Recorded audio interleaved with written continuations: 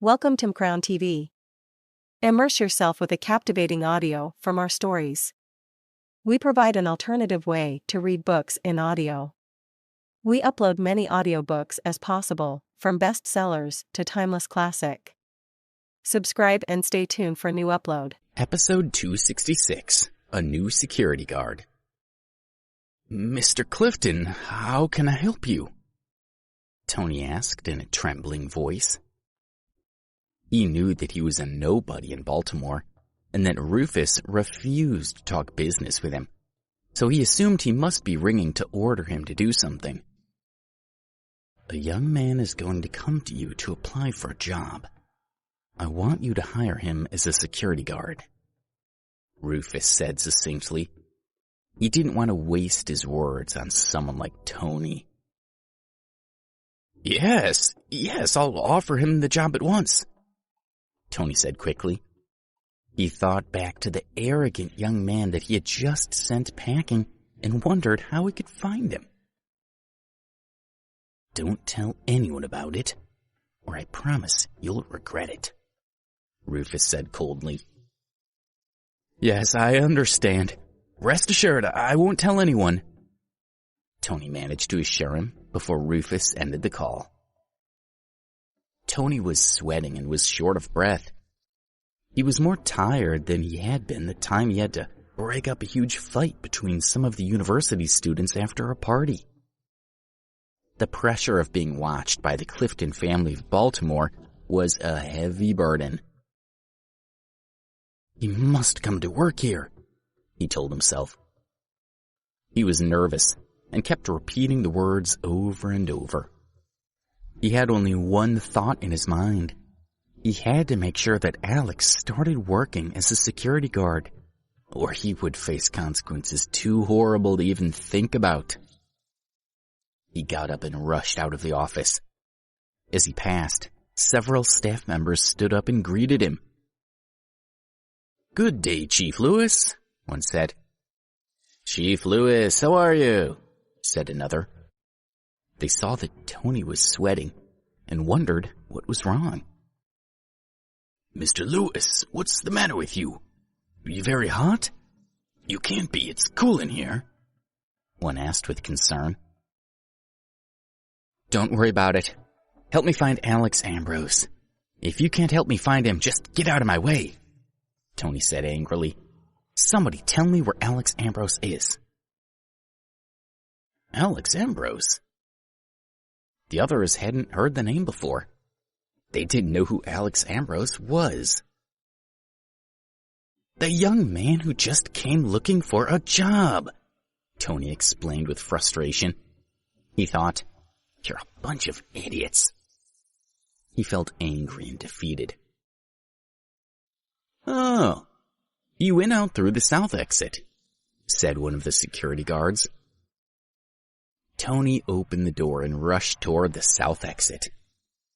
The other security guards sensed his panic and followed him. As he ran out of the administrative building, Tony saw Alex and Don sitting on chairs beside the pond. He was so relieved to see them that he ran straight over. Alex didn't react, but Don was puzzled. He wondered, why has Chief Lewis brought so many people out here? It was very good of you to apply for a job with us, Mr. Ambrose, Tony said when he reached Alex. His forehead was glistening with sweat, and he had an eager smile on his face. He continued, I'd be overjoyed if you would join our team. Please, come with me and we'll sign the employment contract immediately. Tony's words surprised everyone. 20 minutes earlier, he had contemptuously dismissed Alex. Something must have happened to change his attitude so abruptly. Oh?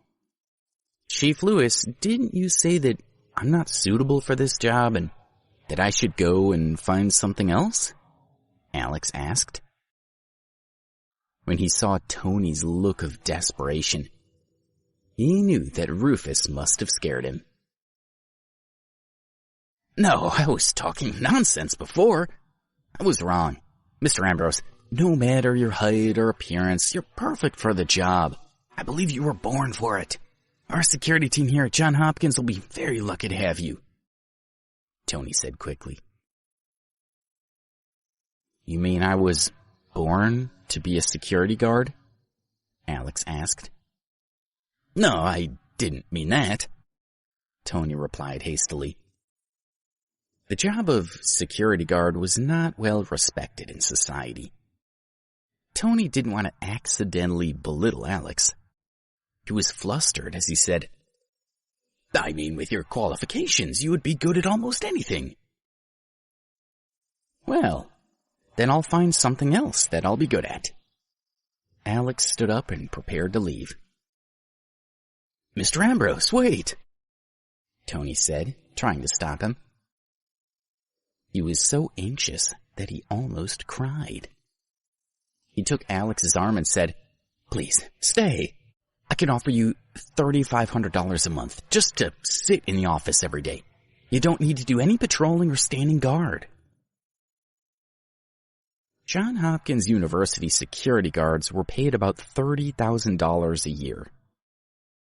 Tony had promised Alex an annual salary over $40,000. He was prepared to take the pay raise out of his own salary if it would persuade Alex to take the job. If he couldn't persuade him to accept, he knew that the Clifton family would hold him responsible. He couldn't face their anger. Tony glanced at the other security guards and said, And you lot, why haven't you apologized to Mr. Ambrose yet? The other security guards didn't understand what was happening, but they always did as Tony ordered them to do. They started apologizing to Alex. I was wrong before. When I said that young people are impetus, I was wrong. It's really just being energetic, said the middle-aged security guard with glasses. In fact, I'm convinced that you'll be an excellent security guard. I feel very lucky to work with you, he continued. At only 20 years old, you're still young and vigorous compared to us. Having you and the team will really liven us all up. Mr. Ambrose, please join us. It will be very good to have a younger person on the team on a campus full of young people, said the round-faced middle-aged man. Seeing how anxious Tony was, Alex was satisfied. He said slowly, Well, okay. I'll stay and work as a security guard. As for your offer, I don't need a raise or a reduction of work. Just tell me my duties.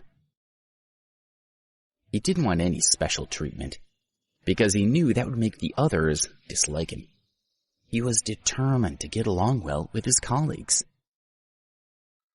Well, that's wonderful, Tony replied as he wiped the cold sweat from his forehead. And his heart finally slowed down. He said, Mr. Ambrose, I'll handle the paperwork for you now. Okay. Alex was just about to leave when he saw Don, who was still sitting in a chair nearby. He asked Tony, Chief, do you have a job for him? Tony had planned to take all the wages from the position left by Don in addition to his own. He said, Don doesn't get along with his colleagues. He is not suitable for this job. When he heard how Tony described him, Don was depressed.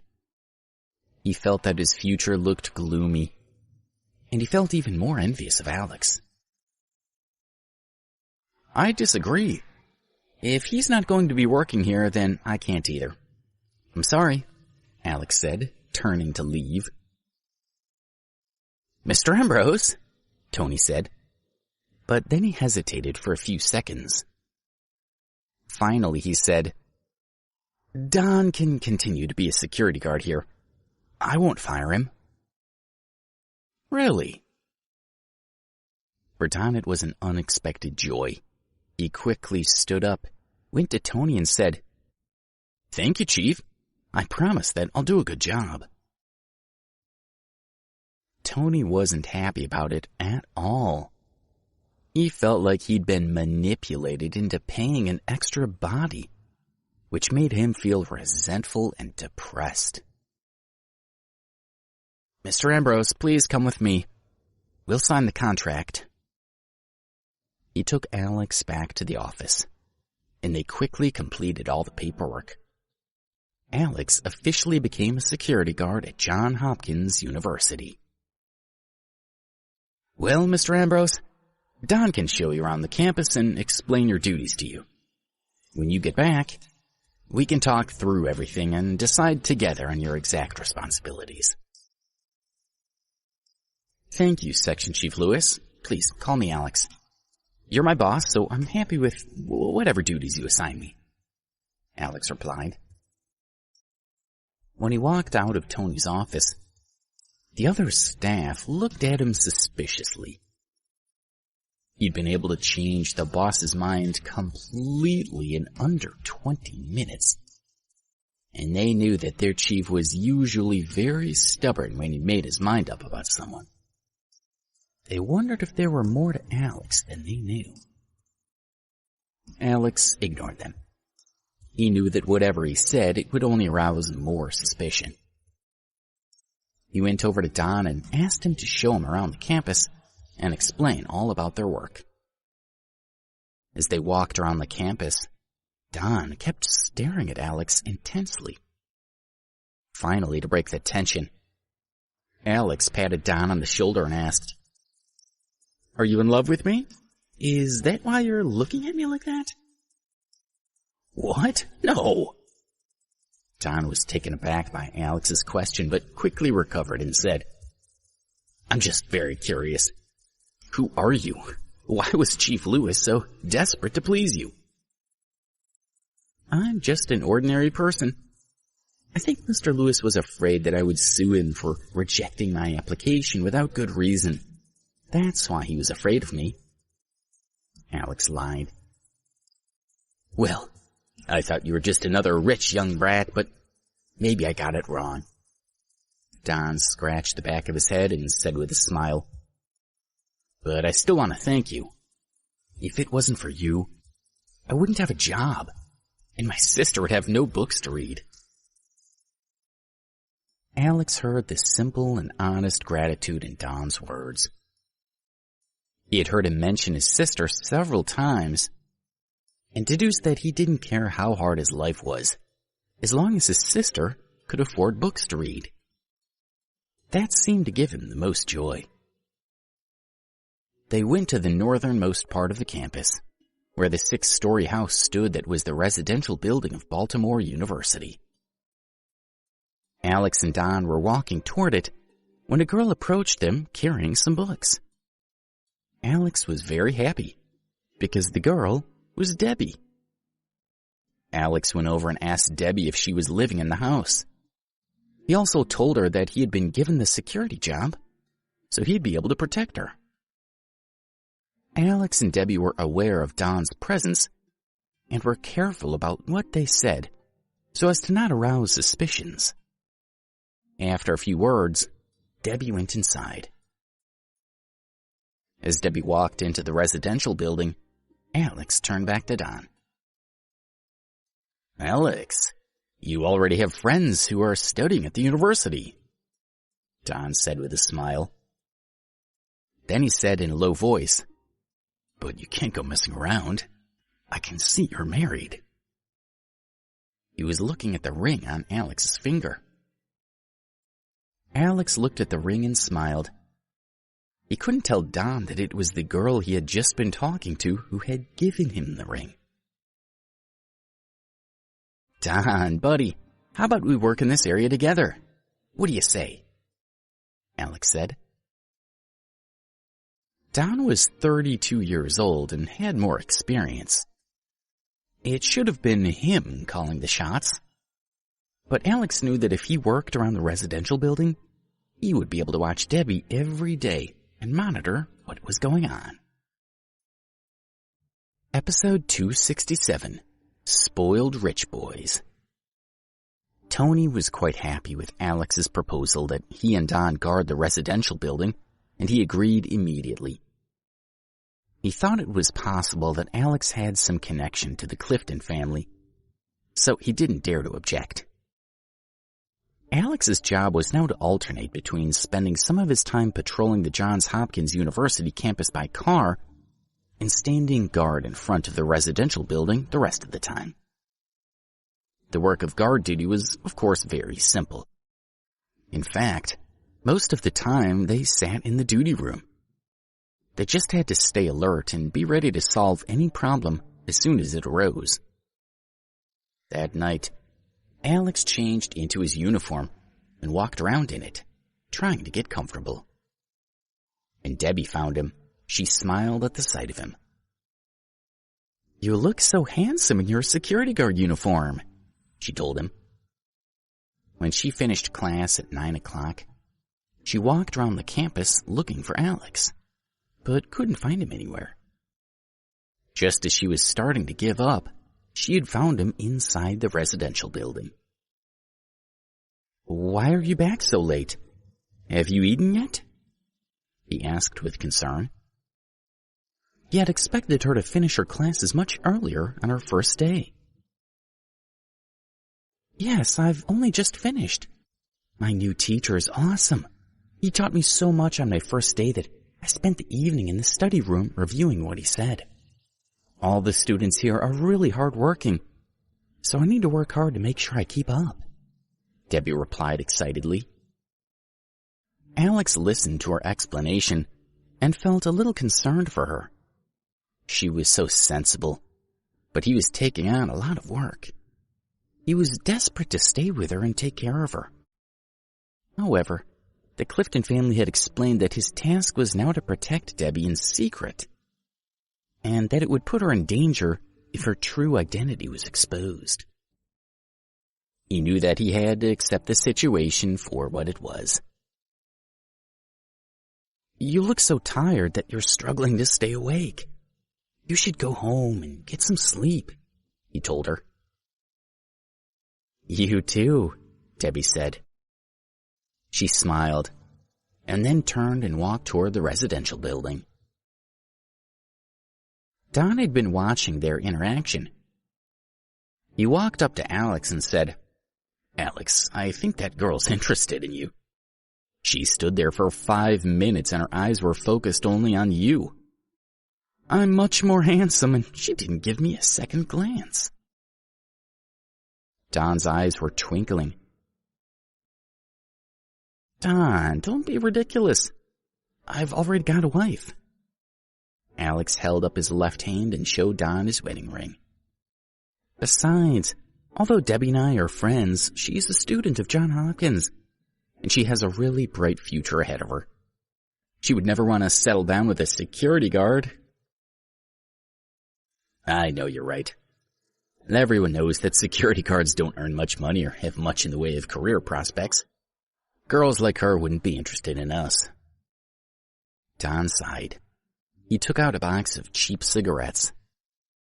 He took 2 out of the packet, handed one to Alex and said, "These cigarettes are cheap and taste bad. You're probably used to something better." "What are you talking about? I'm the same as you. Why would I be used to anything better?" Alex said with a smile. He didn't usually smoke, but in this situation he felt that he couldn't refuse. He took the cigarette and let Don light it for him. They walked around the perimeter of the building together. It was nearly 10 o'clock and everything was quiet on the campus. So they sat down on the curb to finish their cigarettes. Don told Alex, "I've lived in Baltimore for more than 30 years and have been ridiculed and pitied my whole life. When I was a young man, I had so much ambition. I was sure I was going to make something with my life. But here I am, a security guard on a university campus. I can't even find someone who wants to marry me. My life's a joke." He laughed at himself, but his smile was tinged with regret. Buddy, don't give up. You're only 32, and you're still a young man with most of your life ahead of you. As long as you don't give up on your ambitions, I'm sure that God won't let you down," Alex advised. He was sad to see his friend looking so depressed by life at such a young age. Don smiled sadly. He looked at the sky, and his eyes twinkled like the stars. "Forget it. I have no expectations for my life. Even if I stay alone and pitied for the rest of my life, only one thing really matters to me, and that's my sister. As long as she has a peaceful and happy life, then I'll be happy." When he finished speaking, Don noticed that he'd also finished his cigarette. So he put it out on the concrete and threw the stub onto the grass. As he stood up, he wiped the ash off his pants and said, "I've enjoyed our chat. I'll go and get some sleep, and I'll take over from you at midnight." Then he turned and walked toward the house. He headed for the guard's restroom. Watching Don walking away, Alex became thoughtful. Don's just a security guard, and yet he has so much stress and responsibility about him. It seems that there are a few people in the world who are truly without any burdens. Alex took a puff of his cigarette, closed his eyes, and tasted the nicotine. The cigarette was helping him relax. The next day, Alex got up early and went for a 2-mile run around the campus ring road. Then he went to the canteen and had a quick breakfast. By 7:30, he was already standing guard outside the door of the residential building. He beckoned to Debbie when he saw her walk out. "I've got 3 classes today, all of which are very important. I want to get to the classroom early to get a seat at the front," she told him. She was thriving in the studious atmosphere of Johns Hopkins and fully immersed in her studies. She was overwhelmed by her thirst for knowledge. At 4 p.m., as he stood in the guard box, he saw Debbie returning from class carrying a notebook. She looked a little confused. "What's wrong, Debbie?" he asked. "It's nothing. The teacher gave us so much information today, I don't think I digested everything. I need to go back over it all tonight," she replied with a small smile. She didn't want Alex to worry about her. "Well, you're so smart that I'm sure you've taken in and understood more than you think you have. It's also important that you rest and don't work too hard," Alex said in a reassuring voice. Debbie nodded and went into the residential building. After 10 minutes, Don came and took over from Alex at his post. It was at that moment that a black BMW X7 approached slowly on the campus ring road. The driver seemed to spot the residential building and head toward it. Alex frowned slightly as he watched the car approach. It stopped beside Alex and the window slid down. A young man looked at him and said, "Hey, raise the barrier." Alex was surprised by his arrogant attitude. The young man's name was Julian Duvant, and he was a famous playboy in Baltimore. That particular day, he and his cousin, Chris Stedman, were cruising around the university campus. Alex noticed that there were 2 young men in the car, both in their early 20s, and that the man in the passenger seat was absorbed by his cell phone. Both the young men were handsome and fashionably dressed. It was obvious that they were rich. Don had told Alex that only the residents of Johns Hopkins residential building were allowed to drive in. No other cars were permitted past the security gate. "Are you a resident here?" he asked the driver. He knew that he had to ask because it was obvious that the 2 young men were neither staff nor students at the university. What are you talking about? Didn't you hear me telling you to raise the gate? Julian said angrily. He couldn't believe that a security guard had the audacity to question him. Alex felt angry. This guy's a bully, he thought. Hearing Julian's angry rebuke of Alex, Don rushed over thinking, Alex is too inexperienced to know how to deal with situations like this. It needs to be handled carefully so it doesn't flare up. He stepped in front of Alex, looked at Julian and asked, What's going on? With an appeasing smile. When Julian complained that Alex was refusing to let him pass, Don said, I'm afraid that no one except staff and students are allowed into the residential building. Please try to understand that my colleague is just following the rules. Why, you're as bad as he is. How dare you question my right to drive where I want? Julian shouted. He opened the car door and stepped out of the car. Without saying another word, he walked over and slapped Don in the face. Don was stunned. As with most men, the most important thing to Don was his dignity, and this young man was treating him with contempt. You're just some jumped-up security guard. In my eyes, you're no better than the cleaners on the street, Julian said dismissively. He enjoyed making other people feel small. It always gave him a buzz. Of course, it would have been better if there had been more people around to watch. A few students and teachers were passing, but they didn't want to get involved, so they hurried away. Julian turned back and focused on Alex. His fists were already raised as he walked over to him and threatened, What made you think you could refuse me? By this time his blood was boiling, and he decided to hit Alex.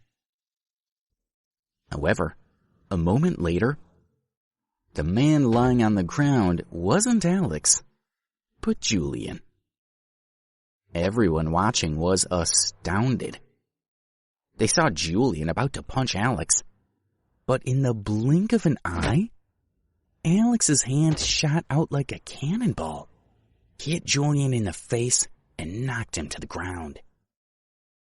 Julian's lips were bleeding profusely, and he spat 2 white teeth onto the ground beside him. As he lay on the ground, he looked at Alex with eyes full of shock and resentment. He gnashed his teeth and growled, How dare you hit me? Alex was confident in his own abilities. He had fought and beaten many more fearsome opponents, and he had no fear of this rich, spoiled young man. Usually, Alex refused to act on impulse, but Julian had gone too far. He had trampled on Don's dignity, and Alex had no intention of letting him get away with it. Only residents can pass through the barrier. Please get back in your car and drive away immediately. Your car is blocking other vehicles from entering, he said calmly as he looked down at Julian, who was still lying on the ground. Don was frantic with worry. The young man from the car was obviously from a powerful family, and he knew that it wasn't wise to upset people like that.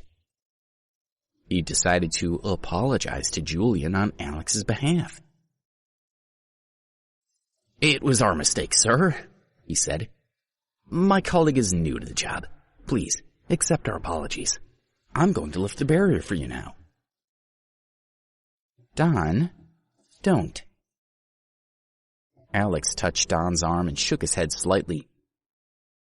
The young man was clearly at fault, and it was him who should apologize. You two are going to regret how you've treated me today, Julian said as he got up from the ground. He'd been humiliated in public, and he was going to make sure that someone paid for it. He was determined not to let two lowly security guards get the better of him. "Come on, let's go," Chris urged his cousin from inside the car. "I can't just let it go," Julian replied. He just couldn't accept defeat. Since childhood, he had never let anyone as inferior as a security guard get the better of him. He felt totally humiliated. "Just get in the car. Let's go," Chris repeated. Julian had no other option. But before he left, he looked at Alex and Don with hatred and said, "You wait. You'll regret what happened here today." With another glare at the security guards, he got in the car and drove away. Episode 268, Revenge. Watching the BMW drive away, Don looked at Alex and said, "You're too impulsive. You'll get yourself into trouble." "He's all talk. Don't worry. I'm not afraid of him," Alex replied with a smile. He had no regrets at all. Instead, he felt that he'd had no choice but to teach Julian a lesson. Don looked curiously at Alex, who seemed very relaxed. He thought for a moment. Then he said, "You and I are going to ask Chief Lewis for a week's leave. We'll go and hide somewhere for a week, and hopefully they'll have given up by the time we come back. If they return with more people and we're still here, they'll beat us to a pulp." His life had always been a struggle. Experience told him that Alex hitting the rich young guy was only the start, and that there was a lot more trouble to come. "No, Don, I told you. I'm not afraid of them." Alex knew that Don was trying to be kind, but he wanted to stay there to protect Debbie. "In that case, I'll ask for leave just for myself. But be careful over the next few days and keep in touch." Don knew that he couldn't persuade Alex to hide, and he was very afraid for him. He went to the administration building, and Tony agreed to his request for leave. Alex continued to stand guard. When he saw Debbie leaving for her classes, he went and lay in bed to try and get some sleep. She didn't know anything about what had happened earlier. In the afternoon, when Debbie returned to the dormitory, she asked him, "Where's Don?" "Well, he asked for leave to go home to see his sister," Alex replied. He had decided that it was better not to let her know about the fight. He quickly changed the topic. When he saw that there was no one around, he said in a low voice, "Wife, where are you going now?" The word wife immediately filled Debbie's heart with joy. She smiled, looked deeply into his eyes, and said, "I'm going to the library to review what I learned today. I'll bring you a snack when I come back." Then she turned and quickly walked away. Although the weather was very cold, Alex's heart felt warm. Meanwhile, Julian had been driving through the streets of Baltimore, stewing over what had happened. He was in a foul mood and was so distracted that he almost hit another car.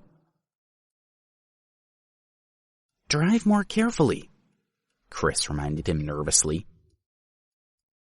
"Chris, why did you stop me with those two security guards at the university? Why didn't you let me beat up those two losers? I haven't been that humiliated since I was a kid."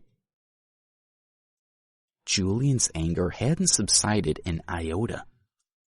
He rarely spoke to Chris so angrily, but he was still fuming and all he wanted to do was beat people and curse. If it hadn't been Chris sitting in the car with him, he would have thumped his passenger in the face to vent his anger. Chris looked at Julian and asked, "But do you think he could have beaten him?" Julian hesitated. He remembered that a single slap in the face from Alex knocked him to the ground. Deep down, he knew that he was no competition for Alex, but there was no way he was going to admit it. He quipped, "I'm sure I could beat him, and even if I couldn't beat him in a fight, he should have shown us more respect. I'm from one of the richest families in Baltimore, and your father is a hugely important political official. They're just security guards. How dare they treat us like that?" "I've known you all your life, and I respect you, but how can you be so blind about people? Didn't you see that the guy didn't give a damn who we were? You could have told him who you were, and it wouldn't have changed anything," Chris said. "But you're talking nonsense, aren't you?" Julian looked at Chris with a puzzled expression. Chris didn't answer. He just shook his head slightly. After a pause, he said, "I saw how calm that security guard was. Status and identity meant nothing to him at all." "You obviously thought a lot of that guy. I thought he was just a country bumpkin who's moved to the city. Thinks he's a big man, but really doesn't understand anything," Julian said. When he thought about Alex, he wanted to kill him.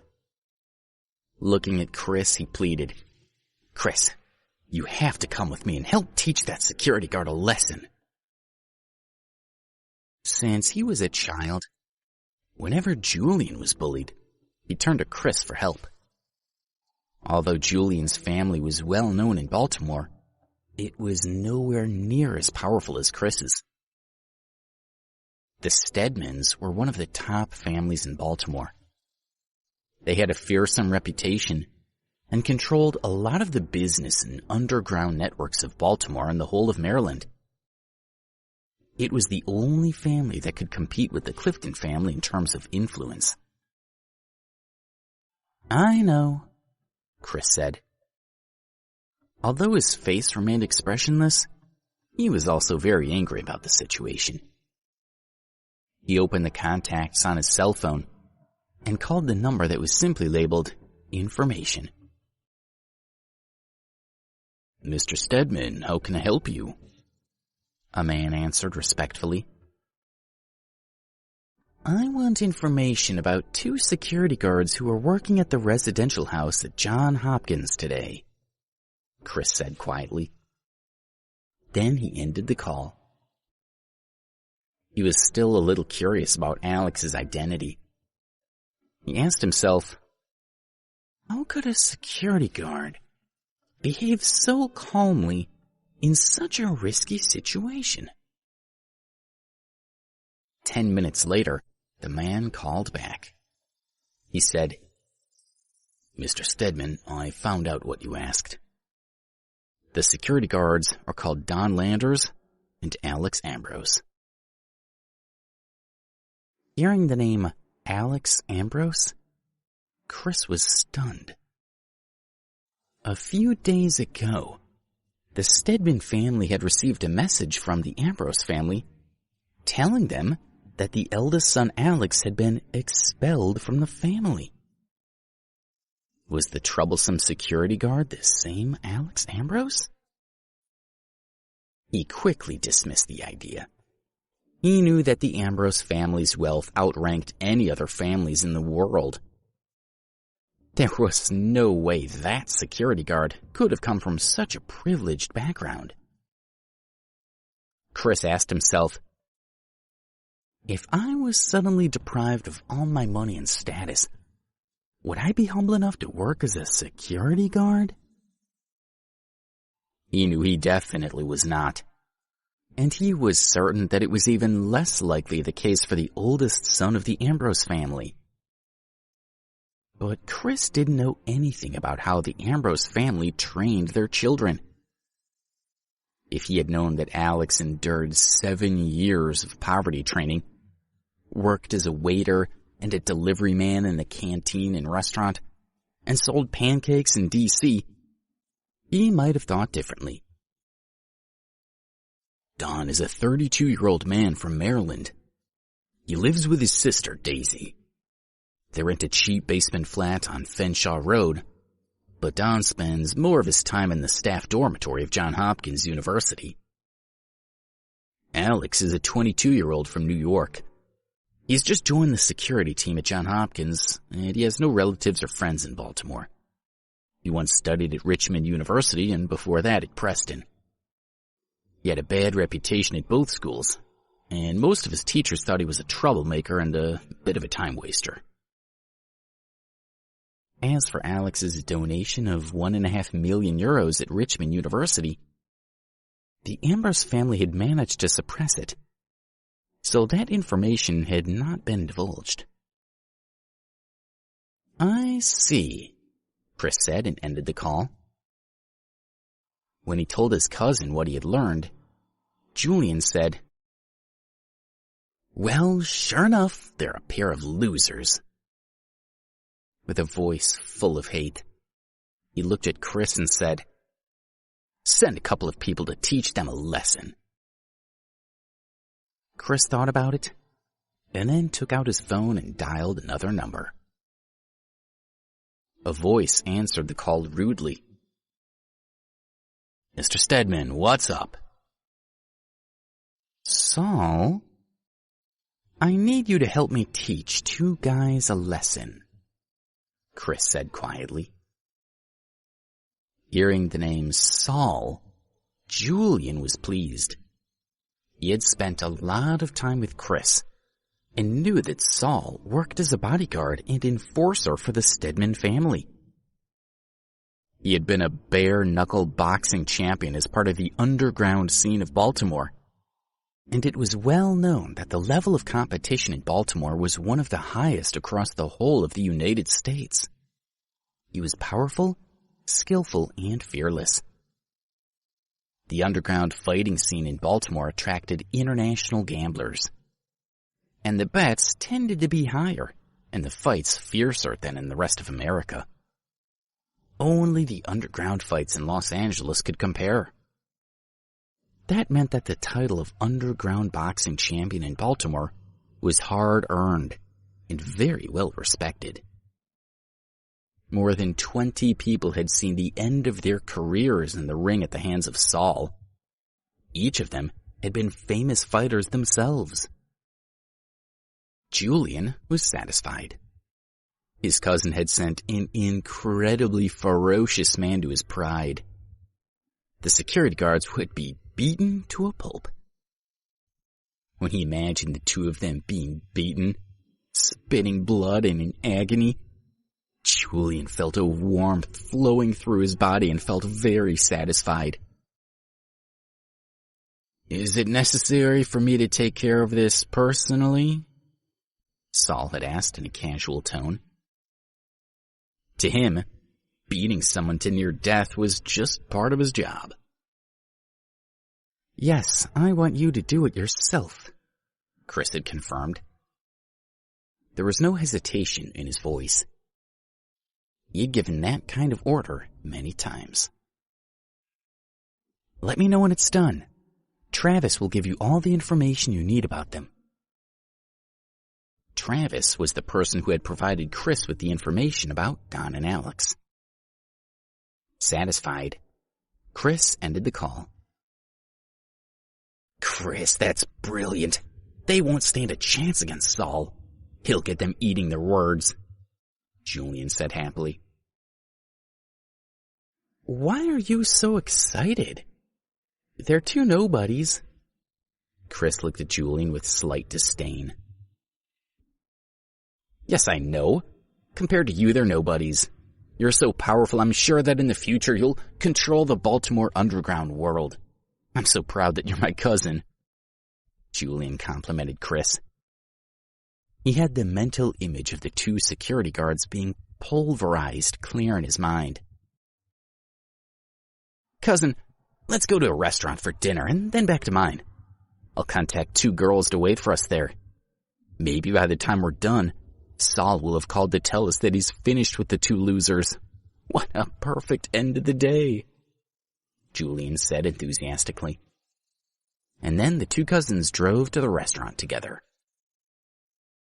As they made plans for the evening, Saul drove through the streets of Baltimore toward the university.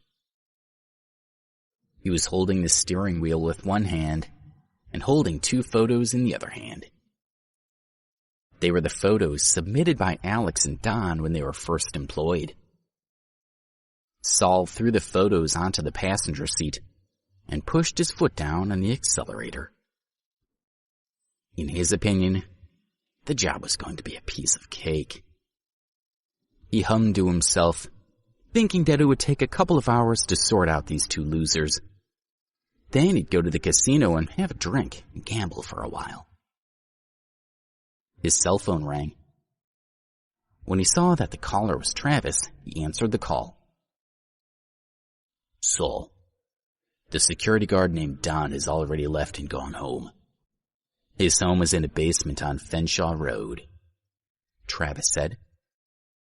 Saul listened to the information and then ended the call. Originally, he had planned to deal with both men at once at the university. He had thought they would both still be there. After thinking for a moment, Saul turned the car around and headed toward Fairfield. He decided to deal with Don first. That would be a simpler job because it wasn't on the university campus. Episode 269, A Visit from Saul. Fairfield, Baltimore was full of rental housing, with prices ranging from $500 to $5,000 a month. It was difficult to find cheaper rental properties anywhere else in the city. Don and his sister Daisy lived in a bedsit on one of the cheaper roads. The room was only 30 square yards with a sofa bed. The monthly rent was $500. Don came out of the subway station and walked to his house. Before he left Johns Hopkins, he ate a bowl of noodles for $3 from the university canteen. It was much cheaper than eating in the city, so he tried to eat in the canteen as often as he could to save a little money. He only had to walk a couple of blocks to get to his apartment. The people living there were all poorly paid workers, including several other security guards like Don and other menial laborers. A lot of them had their elderly relatives living with them. Don walked past the market where women sold their produce and handmade items. As he walked past, he noticed that there were several colorfully dressed women sitting at the entrance of the street. He observed that they were looking very attractive in high-heeled shoes and silk stockings, showing off their shapely legs. Whenever men walked by, they called out to them to attract their attention, just as they did with Don. One of the girls approached Don and said softly, "Hey, handsome boy, come and play with us. Only $200 for a whole night, and I'll take you straight to heaven." She intentionally loosened the collar of her coat a little so that Don could see her snow-white chest and cleavage. "No, maybe next time." Don smiled and gently pushed the girl aside. When he'd been in his 20s, he had often enjoyed a night with one of the girls. But now it was out of the question. He needed every cent that he earned to pay for his younger sister's schooling. He couldn't waste a dime on these girls. When she saw that she wasn't going to get any business from Don, she lost interest in him and sat back in her chair. She murmured, "Poor man, even if he had the money, he wouldn't know what to do with it." Don walked back to the basement room where his sister lived and knocked on the door. After a few moments, the door was opened by a girl dressed in a school uniform. Her long hair was tied back in a ponytail, and she had no makeup on her face.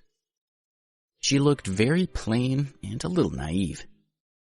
She was Don's sister, Daisy.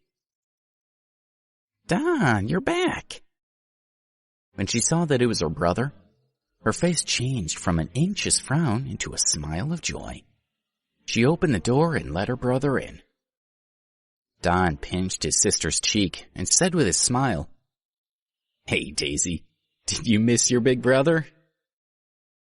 All his troubles and worries vanished when he saw his little sister. Don smelled food and saw a bowl on her desk. He frowned slightly and said, "Daisy, why are you eating instant noodles again? Didn't you hear me say that it's not nutritious? You're in high school now and it's time to grow up. How can you eat this rubbish?" "Don, I've got so much homework to do today. I'm eating instant noodles because they're convenient. Usually I eat at the school canteen," said Daisy. She was aware how difficult it was for her brother to earn enough money to support them both. His monthly salary was only $2,000, which wasn't really enough for two people to live on in Baltimore. For that reason, Daisy either ate the cheapest meal available in the canteen each night, or, if she wasn't too hungry, a bag of instant noodles. She hadn't expected her brother to come back today, so she became a bit flustered. "Daisy, you don't have to lie to me. I know that I don't make much money, but I make enough for you to eat a proper meal in the canteen. Please don't eat instant noodles anymore. You have to eat in the canteen every day, okay?" Don and his sister had been living together for so many years that he could tell she was lying to protect his feelings. "Okay, I know, I promise. Don't worry, I'll eat in the canteen every day from now on." Then, Daisy pulled her brother over to sit on the bed and said, "Listen, the school dormitory building is almost finished. Then I can move in there. You already have a dormitory at Johns Hopkins, so we won't need to rent this house anymore." Daisy went to a private high school, which had only been open for 3 years. That year, Baltimore City issued a request that the school must accept 300 children of low-income workers to the school. Daisy had been accepted to attend the school, but because the school buildings were still being renovated, Don had had to rent the bedsit for his sister to live in. "That's great news," he said happily. "Are you done with your homework? It's almost 10 o'clock. I'm going to bed myself soon. I'll wash up and tomorrow I'll wake you up for school." "Thank you," Daisy said with a radiant smile. She was always so happy when her brother was there. She took off her shoes and climbed into bed. Don put the dirty dishes into the basin and was about to turn on the faucet when the doorbell rang. He was surprised because he didn't really know anyone in that neighborhood, and Daisy never had visitors. He wondered who it could be. Concerned, he hesitated before going to the door. Before he knew what was happening, the door had been kicked open. Don and Daisy were horrified, and Daisy screamed out in terror. A large man strode in. He was in his early 30s and was wearing a black jacket with a white vest underneath. His thin face was sallow, and he was staring at Don with a sinister smile. The man was Saul. He closed the door behind him and said, "Don, I know what you did today. How dare you confront two gentlemen such as Chris and Julian? I'm afraid you're soon going to be begging for mercy. Don looked at his sister and his heart pounded. He was terrified, but desperate to protect her. Saul slowly walked over to Don. Don! Don! Daisy cried fearfully. She knew that this man was there to hurt them. Saul raised his fist and thumped Don repeatedly, smashing the basin in the process. Lying on the floor, Don's ears were ringing, and he felt that his brain had been shaken as if he had been electrocuted. Although the pain was intense, his feeling of fear was even stronger. Don! Daisy cried when she saw that her brother had been beaten. She stepped down from the bed barefoot and rushed at Saul. She would hit anyone who dared to hurt her brother. But as she rushed at Saul and tried to hit him, he easily pushed her away and she fell back onto the bed. He said creepily, "The little girl looks so innocent. Once I've dealt with your brother, I'll be able to focus my attention on you. I promise I'll help you experience things you've never felt before. Don't worry. The bed is small, but I know what I'm doing. I won't let you fall off." When Don heard what he said, he was horrified. He didn't care what happened to him, but he had to protect his sister. He saw Saul gazing at his sister and decided to take advantage of the fact that he was distracted. He suddenly grabbed the other men's legs, looked at his sister and shouted, "Run, Daisy! Don't worry about me! Run as fast as you can!" "Hey!" Saul squatted down and hit Don's back with his elbow. Don fell on the ground with a thump and vomited a mouthful of foul-smelling water onto the floor. His body felt like it had been cracked in two by Saul's elbow. "Since you're in such a hurry, I will help you to die," Saul said ferociously. Then he raised his foot and stomped down onto Don's back. "Ah!" Don screamed. Because of the pain, his head straightened up and his neck muscles protruded. His face became as red as a tomato, and his eyes were bulging and completely bloodshot. Saul snorted at him coldly. Seeing Don lying on the ground in agony reminded him of how he used to feel when he smashed other boxers in the ring. The surge of adrenaline and pleasure was intense. He hauled Don up from the ground with one large hand. Don was almost lifeless by this time and offered no resistance. "I'll teach you to think you can beat me," Saul hissed angrily and punched him in the face. Don's body slammed into the cupboard, and the cabinet split in two.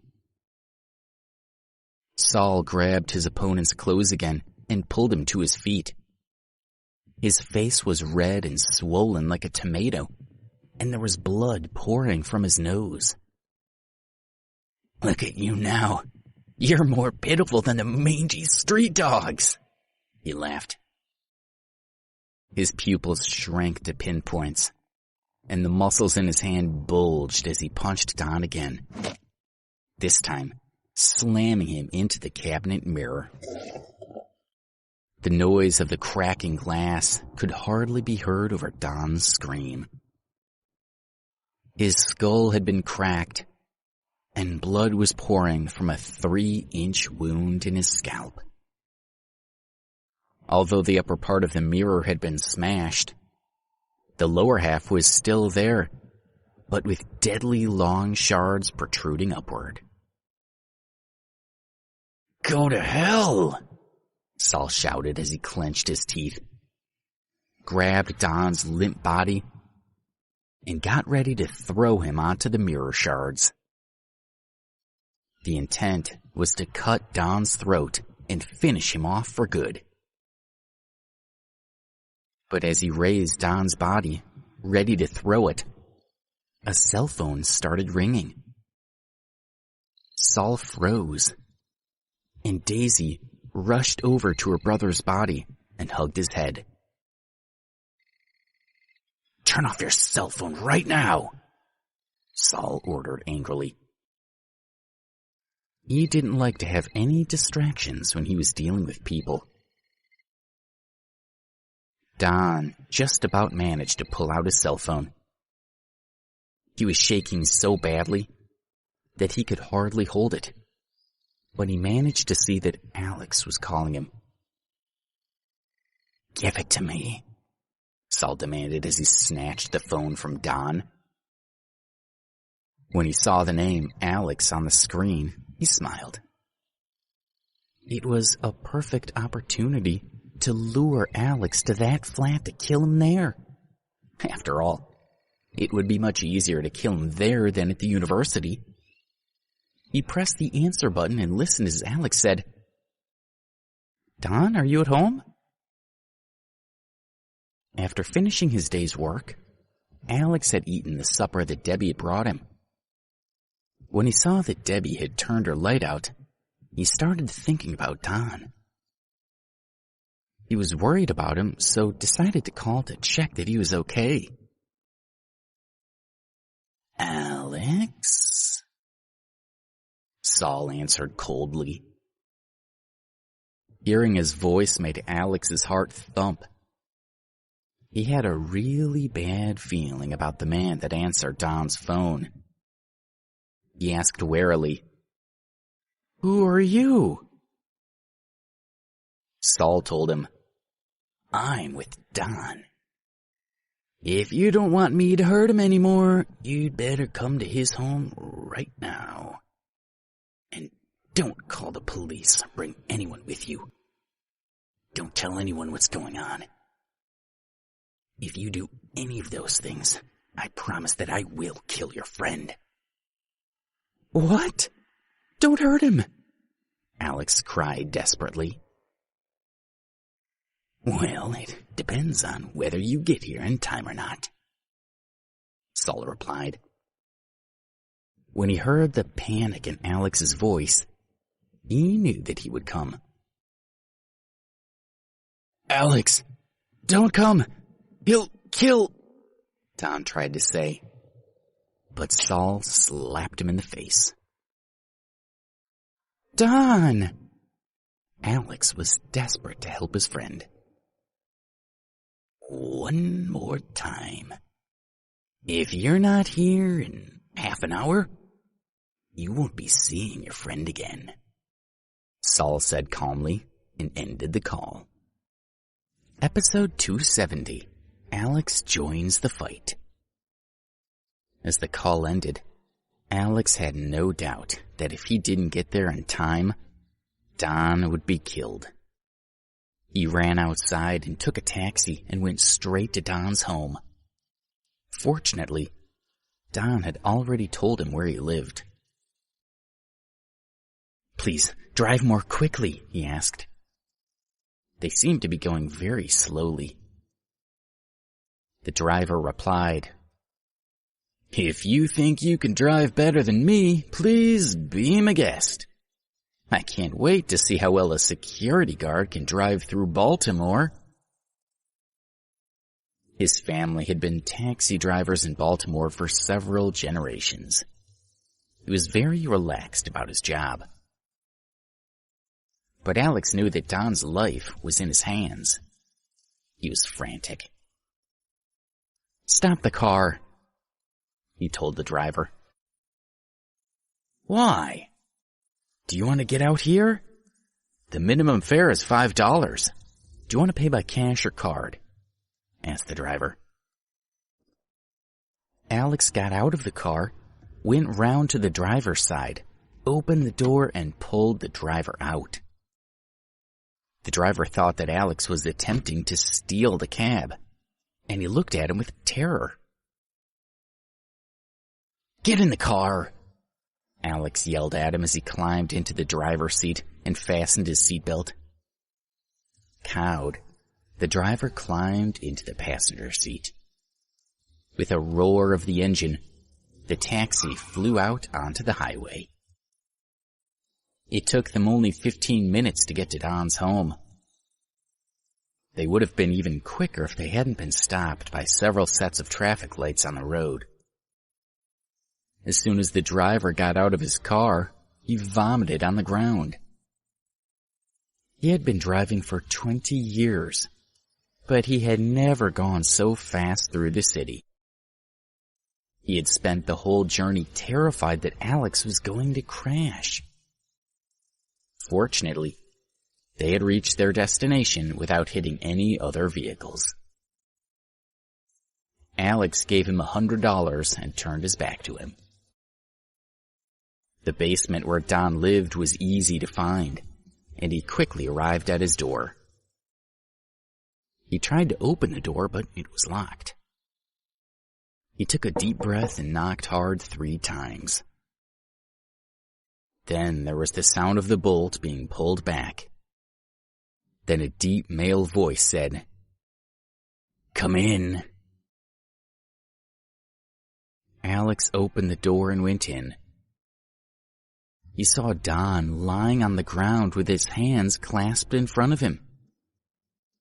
His face was covered with blood, and it was clear that he was in pain. An innocent-looking girl kneeled beside him. "Don!" Alex exclaimed. His entire focus was on his friend, and he completely forgot that there was another person in the room. "Alex," said a deep voice, and Alex quickly stood. He turned around and saw a huge man standing behind the door. He was aiming a powerful fist straight at his face. Saul planned to knock Alex unconscious with one punch, and then quickly deal with the 2 security guards together. Then he could have a good time with the sister. He intended to leave the bodies of the 2 guards somewhere where wild animals would eat their corpses. No one would know what happened to the 2 missing security guards. He had everything worked out in his mind, but first he had to carry out his plan. Already things were not going as he had imagined. His first punch didn't knock Alex unconscious. In fact, it missed him altogether. Using his martial arts training, Alex managed to duck away from his opponent's fist and grab hold of his hands. Using Saul's own strength against him, combined with his own, he was able to throw the big man backward. Saul hit the wall with a loud thud, and the entire apartment seemed to shake with the impact. "Who are you?" Saul asked, panicking slightly. He realized that beating this young man was not going to be as simple as he'd assumed. "Who am I? That's not what you should be worrying about right now," Alex replied. This man had beaten Don badly. He was not going to let him off lightly. "I'm going to kill you," Saul told him. Although Saul realized that Alex was not as weak as he had thought, he still felt that he could easily beat him. Saul aimed another punch to his opponent's head. He was determined to knock him unconscious. Alex raised his hands and met Saul's fist with his 2 hands clasped together. when he heard the sound of bone breaking. He checked his hands, but found that they were intact. Saul's hand was broken from the middle finger to the thumb. "Ah!" he screamed out in pain and frustration. It was not going at all as he had imagined. The young man he was fighting was way stronger than any opponent that he had faced in the underground fighting ring. Saul looked at Alex in horror and asked, "Who are you? Where did you learn to fight like that?" "I told you, you shouldn't waste your time worrying about that," Alex said as he looked at Saul coldly. Slowly, he walked over to him. Saul looked defeated and scared for his life. But suddenly he raised his hand, and in it was a small pistol aimed directly at Alex's head. Saul rarely used his gun.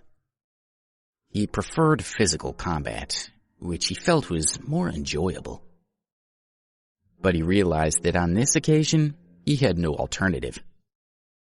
He felt that if he didn't use the gun, he wouldn't live to see the sunrise.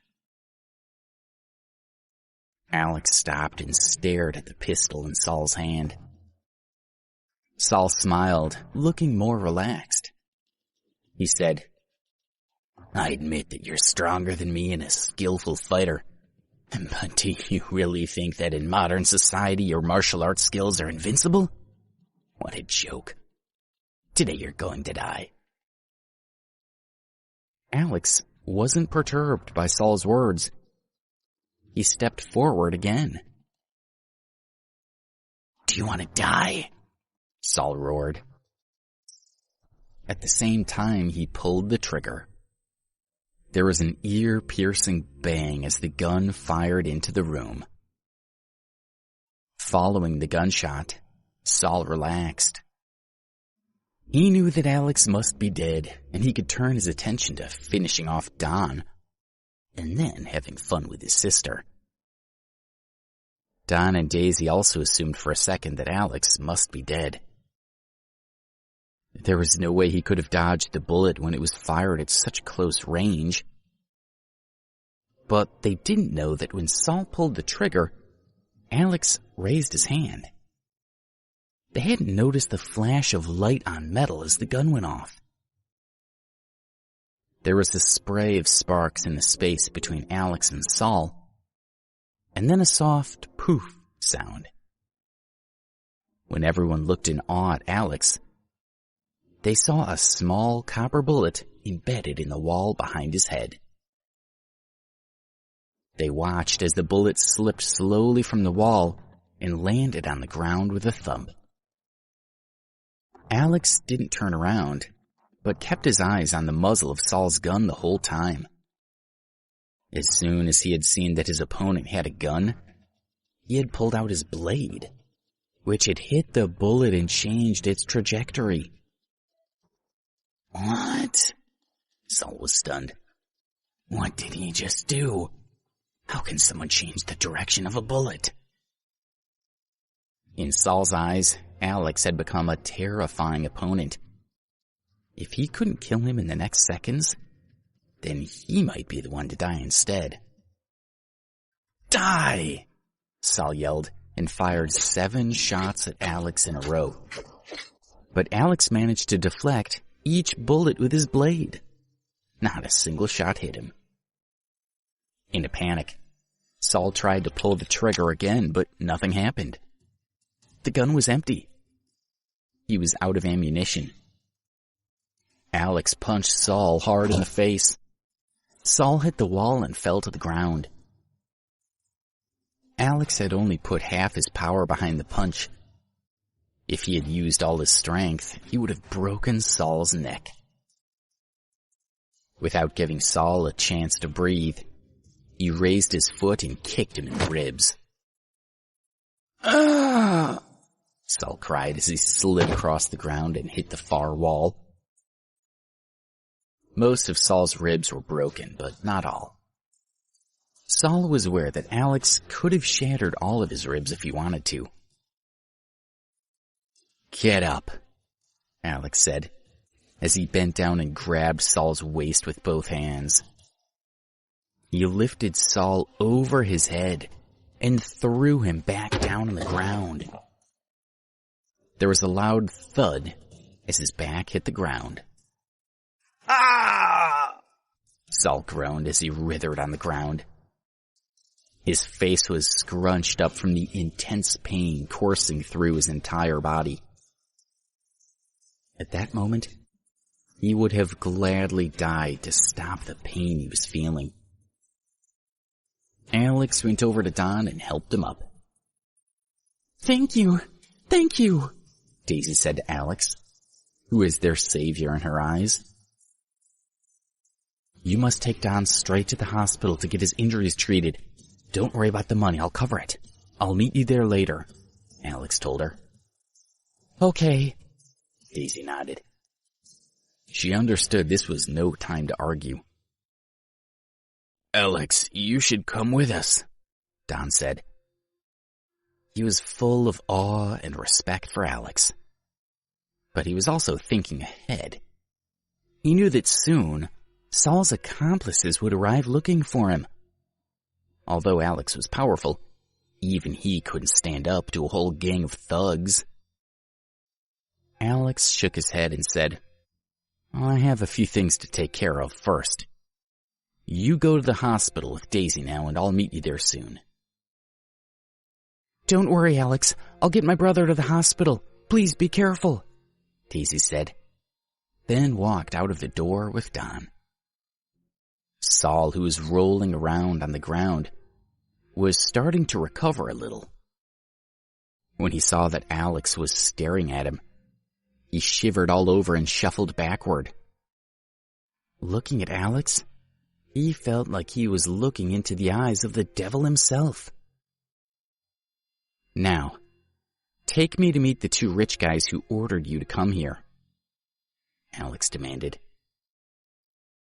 Alex knew without asking that Saul must have been sent by the two rich guys in the BMW that he had offended at the university. They had clearly wanted to kill him and Don, and Alex wasn't about to let them off. "Yes, okay." Saul didn't dare to resist, so he quickly agreed to Alex's demand. He told him, "I don't know where they are now. I need to make a call to find out." "Okay. I don't need to remind you who's in charge here," Alex said. He felt confident that Saul was too scared to play any tricks. Saul tried to calm down so that Chris wouldn't be able to tell that there was anything wrong with him.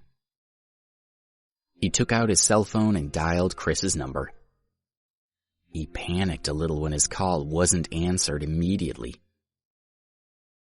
At that time, Chris and Julian were in Julian's private villa. They were in a huge bedroom containing a large double bed situated right in the middle of the room. Around the walls were a desk, chair, and other furniture. The door of the room was open, leading to a large ensuite. This was the room where Julian brought guests, particularly beautiful women. Over the last year, he had slept with over 30 women in that bed. That particular day, Julian had summoned two very pretty young ladies to entertain himself and his cousin. At that moment, Julian was busy with one of the girls by the desk, while Chris had taken the other girl into the bathroom. Julian's body was covered with sweat, and the room echoed with the sounds of their kissing.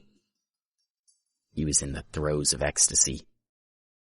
At a pivotal moment, he was interrupted by the ringtone of his cousin's cell phone.